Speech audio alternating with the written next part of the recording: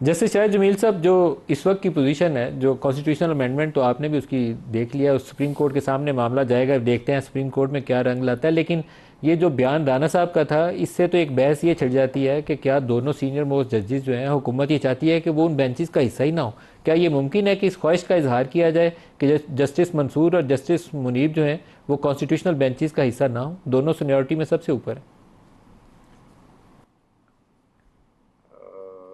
मेरा ख्याल है आपने उससे पहले खुद ही कमेंट कर दिया है और बड़ा अप्रोप्रिएट कमेंट है। मैं इसमें ऐड करूंगा लीगल पर्सपेक्टिव से कि आप अगर किसी जज को डाउट करते हैं तो that is in it self a contempt.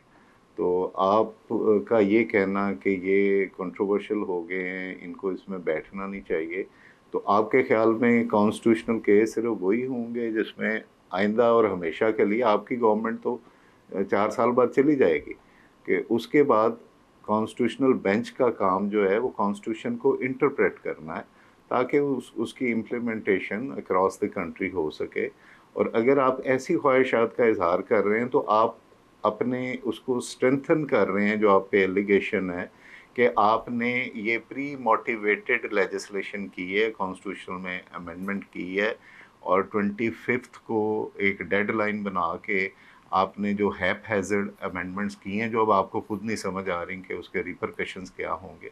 तो मेरा ख्याल है कि थोड़ा पॉलिटिशियंस को मोहतात होना चाहिए। जब ये जुडिशरी की बात आती है तो हमारा कॉन्स्टिट्यूशन कहता है कि आप उनको उनके रोल को डिस्कस कर, इवन आप पार्लियामेंट में डिस्कस नहीं कर सकते।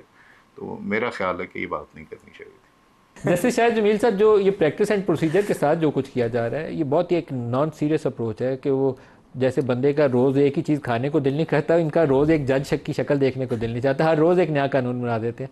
तो ये तरीकाकार क्या मुनासिब है? कानून और आइन के साथ ये कुछ ही करना चाहिए।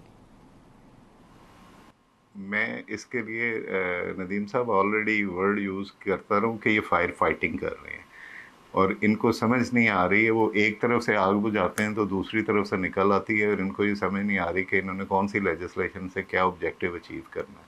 पहले मैं रांझा साहब की इस बात का जवाब देना चाहूँगा कि एक हाइप क्रिएट कर दी गई है, एक पॉलिटिकल स्लोगन बना दिया गया कि हाँ पार्लियामेंट जो है वो कोई भी लेजिस्लेशन कर सकती है। ब्रिटिश पार्लियामेंट में और सब कॉन्टिनेंट की जो पार्लियामेंट्स हैं जो अंडर द कॉन्स्टिट्यूशन होती हैं, वो कॉन्स्टिट्यूशन की खुद से क्रिएशन होती हैं। कॉन्स्टिट्यूशन उनको लेजिस्लेशन की पावर देता है with in the contours of the constitution. और जो इंडिपेंडेंस ऑफ जुडिशरी है ये ट्राइकॉटमी में बेसिक स्ट्रक्चर है। आप कोई ऐसी लेजिस्लेशन नहीं कर सकते जिससे आप इंडिपेंडेंस ऑफ जुडिशरी को डिस्टर्ब करें। ये मैं सिर्फ लीगल बात नहीं कर रहा हूँ, अपने कॉन्स्टिट्यूशन के अंदर ये ट्राइकॉटमी जो कि चेक एंड बैलेंस सिस्टम है, बेसिक डेमोक्रेसीज़ का जो बेसिक कॉन्सेप्ट है कि ये तीनों ऑर्गन्स एक दूसरे को चेक करते हैं और बैलेंस क्रिएट करते हैं। सो ये कहना कि जी पार्लियामेंट सुप्रीम है और ये कहना कि हमने जजेस के हाथ से ताकत लेके तो 20 करोड़ आवाम को दे दी है, प्लीज़ लोगों को उस ठीक बात बताएं, उनकी सही एजुकेशन करें। आप हर चीज़ को सियासी ना बनाएं। आपका कॉन्स्टिट्यूशन कहता है कि आप जुडिशरी के रोल को पार्लियामेंट में भी डिस्कस नहीं कर सकते। आपने इसको मजाक बना दिया है, आप हर जजेस का नाम लेके उनको डिस्कस कर रहे हैं और आप ऐसी ऐसी लेजिस्लेशन कर रहे हैं। प्रैक्टिस एंड प्रोसीजर का जो नदीम साहब आपने क्वेश्चन पूछा है, ये मैं तो इसकी कॉम्पिटेंस, मेरे ये कन्विक्टेड क्या कहते हैं कन्विक्शन है कि the legislature does not have the power to regulate procedure of Supreme Court. अगर ये आप करेंगे तो फिर तो आप उनको कहेंगे कि जी आप 11 बजे की बजाय 12 बजे चाय पियेंगे, 5 बजे से पहले कोई जज जो है वो सुप्रीम कोर्ट से निकल नहीं सकता, सुबह 7 बजे आपको आके बैठना पड़ेगा। They can not regulate courts, the legislature cannot. Legislature yes can confer the jurisdiction, वो आपको jurisdiction देता है, पार देता है। once that is given फिर आपका रोल ख़त्म हो जाता है, फिर उन्होंने खुद अपने आप को रेगुलेट करना है। जैसे शायद जमील साहब, जो आइनी तरमीम है उसकी एक अपनी सैंक्टिटी है, उसको बंदों को अगर डिफेक्ट करा के पास कराई जाए तो मेरा तो ख्याल है कि उसकी जो लीगैलिटी है वैसी फौत हो जाती है।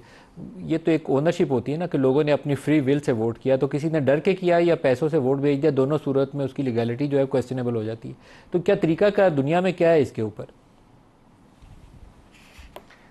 सर इसमें ये जो वर्ड है लोटा और फ्लोर क्रॉसिंग, ये तो हमारे तो मुल्क में मेरा ख्याल है इस पे पीएचडी हो सकती है अब, जब से ये काम शुरू हो रहा है और ये कंटिन्यू हो रहा है। लेकिन जो मैंडेट होता है, और हमारा मैंने पहले भी कॉन्स्टिट्यूशन का जिक्र किया है, तो कॉन्स्टिट्यूशन जो है वो कहता है कि sovereignty belongs to almighty Allah which shall be exercised by the people of Pakistan through chosen representative. अब जो चूजन रिप्रेजेंटेटिव है, वंस ही इज चूजन, तो उस कॉन्स्टिट्यूंसी का उसको डेलीगेट हो जाती पार के वो उसको कैसे यूज़ करता है। मैं 63A की पहले वाली जजमेंट के वो बिल्कुल डिफेंड नहीं करता, मेरा ख्याल है कि कॉन्स्टिट्यूशन के वर्ड्स के वो अगेंस्ट थी। लेकिन जिस तरीके से उसको अब जिस मौके पे और जिस तरीके से जजमेंट दी गई है, ये सारे उसके रिपरकशंस हैं। मेरा ख्याल है कि इसको जो उसके अंदर डिफेक्शन है कि अगर वो पार्टी लाइन से अलावा देता है तो वो डिफेक्ट करने पे डी सीट हो जाएगा। डी सीट होने का मतलब है कि वो अपनी कॉन्स्टिट्यूंसी में वापस जाएगा, और अगर कॉन्स्टिट्यूंसी वाले उसको री इलेक्ट कर लेते हैं तो इसका मतलब है कि उसके डिसीजन को उन्होंने अफर्म कर दिया।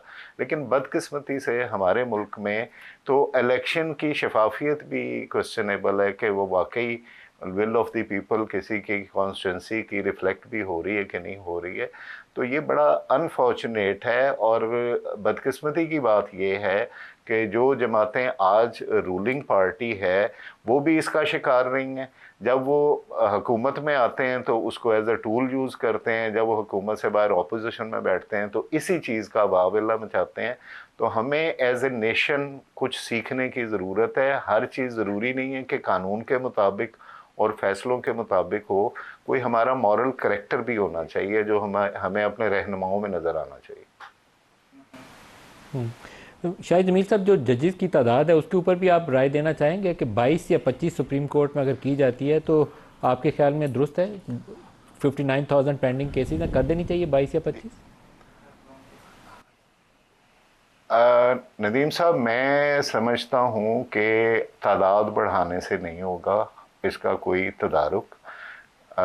एक तो जो फाइलिंग है, ये एक इतना बड़ा इशू है जिसको कोई भी माजरत के साथ, हमारे चौधरी इफ्तिखार साहब को अल्लाह ताला ने मौका दिया था, वहाँ से लेके जितने भी चीफ जस्टिस बने हैं आज तक, उन्होंने याहिया साहब से मैं अच्छे की एक्सपेक्ट करता हूँ, किसी ने भी इस इशू को एड्रेस नहीं किया कि रेडिकली हमने लिटिगेशन को कैसे एड्रेस करना है। पूरी दुनिया में जो उसका तरीका है वो फाइलिंग को कंट्रोल किया जाता है, उसके प्री एक्शन प्रोटोकॉल्स होते हैं, और जो गलत केस फाइल करता है उस पे इतने डैमेजेस पड़ते हैं कि लोगों के घर बिक जाते हैं। इसलिए लोग अदालत में आने से डरते हैं गलत क्लेम लेके।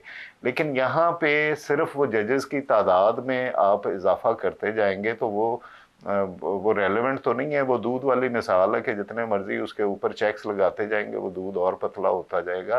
This is not the solution. अगर आप सॉल्यूशन की बात कोई करते हैं तो इन सब को बैठ के देखना चाहिए। मैं तो अपनी हाई कोर्ट में ये कहता था कि ये जो ICA इंट्रा कोर्ट अपील है इसको आप 100% कर दें कि हर फैसला सिंगल बेंच का जो है वो यहाँ पे ये अपील होगी। तो आप हर केस को सुप्रीम कोर्ट जो लेके जा रहे हैं, तो बलूचिस्तान से, सिंध से लोग उठ के इस्लामाबाद आएंगे, तो आप उसी हाई कोर्ट में एक एपलेट बेंच बना दें, वो दूसरे जज बैठ के उसको दोबारा से सुन लें। सुप्रीम कोर्ट में वो केसेस आने चाहिए जिनकी कोई पब्लिक इम्पोर्टेंस है और जिन डिसीजन की इम्प्लीकेशन जो है वो पूरे मुल्क पे होगी। अब किसी की प्रॉपर्टी का, दो बंदों की प्रॉपर्टी का मसला है, तो वो सुप्रीम कोर्ट के जजेस तादाद बढ़ा देंगे तो पीछे केसेस जो हैं वो भी बढ़ते जाएंगे।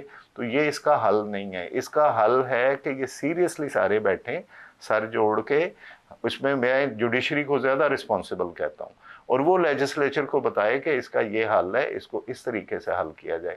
तो ये तादाद बढ़ाना जो है ये तदारुक नहीं है, और माजरत के साथ ये बैरिस्टर उमैर साहब से भी इस पे राय लूंगा। बैरिस्टर साहब, ये मेरे ख्याल में कुछ हुकूमत अपनी चॉइस बढ़ा रही है। चॉइस बढ़ा रही है कि वो सही है। ज़्यादा जजेस होंगे तो उनमें से बेंच बनाने के लिए चॉइस बेहतर हो जाएगी।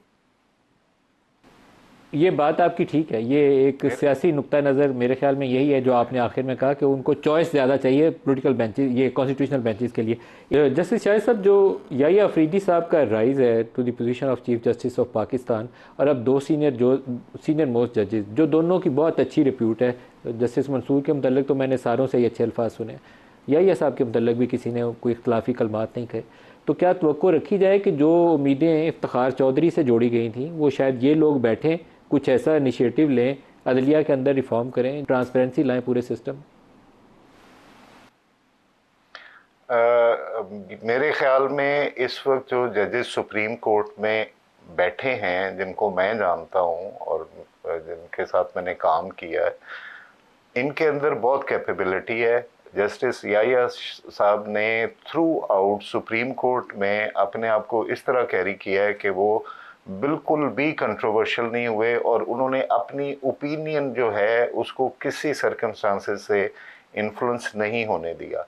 ये सारे प्रोफेशनल हैं और ये कर सकते हैं, लेकिन नदीम साहब सबसे ज़रूरी बात जो है वो ये है कि आप उसका माहौल तो पैदा करें। जब आप जजेस के ऊपर इतना क्रिटिसिज्म और इस किस्म के माहौल में रहेंगे तो वो अपने आप को डिफेंड करेंगे, मीडिया में डिफेंड करेंगे, पॉलिटिशियन से डिफेंड करेंगे कि लॉ रिफॉर्म्स की तरफ बैठेंगे और वो सोचेंगे। यही हाल हमारी हुकूमतों का होता है। हुकूमत अभी 2-2.5 साल की नहीं होती तो उसके जाने की और ये सारी बातें शुरू हो जाती हैं, तो वो सारी की सारी उनकी एफर्ट अपने आप को बचाने में लग जाती है, इंस्टेड के आप एक सर्टन पीरियड दें। याहिया साहब आए हैं, आज आपने उनको 3 साल दें तो वो 3 साल में प्लान करेंगे कि मैंने किन किन इश्यूज को एड्रेस करना है। आज का इकदाम उनका जो है फुल कोर्ट बुलाना, that is the only forum जहाँ पे बैठ के आप एक प्लान चेकआउट करें, आप एक अपना लाया अमल बनाएं कि आपने किन किन इशू को किस तरह एड्रेस करना है।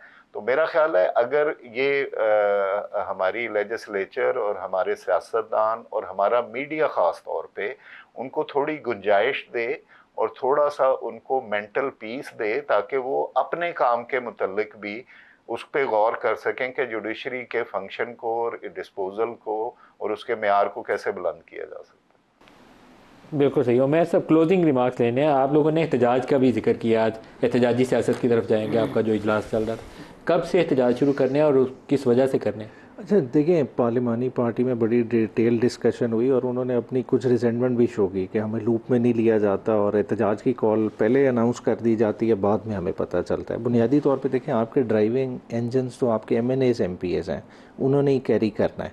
तो इसमें यही इसी बात पे सेक्रेटरी जनरल साहब मौजूद थे, तो यही डिसाइड हुआ। तो अब पार्टी बैठेगी, डिलिबरेट करेगी, कोई हाफ हार्टेड अटैम्प्ट नहीं होगी, जो भी होगी प्रॉपर उसे वर्कआउट किया जाएगा और जो किया जाएगा आइन के दायरा कार में कानून के मुताबिक रह के चीज़ों को प्लान आउट करके किया जाएगा। कुछ लोगों ने डी चौक की कॉल देना शुरू कर दी थी, तो राजा साहब ने उस पर ट्वीट की थी कि मैं अपने 250-300 लोगों को अंदर नहीं करवाऊंगा, पहले इसके ऊपर बात करेंगे कि क्या फ़ायदा मंद है, फिर एहतजाज का सोचेंगे, तो फिर वो तरीकाकार होगा।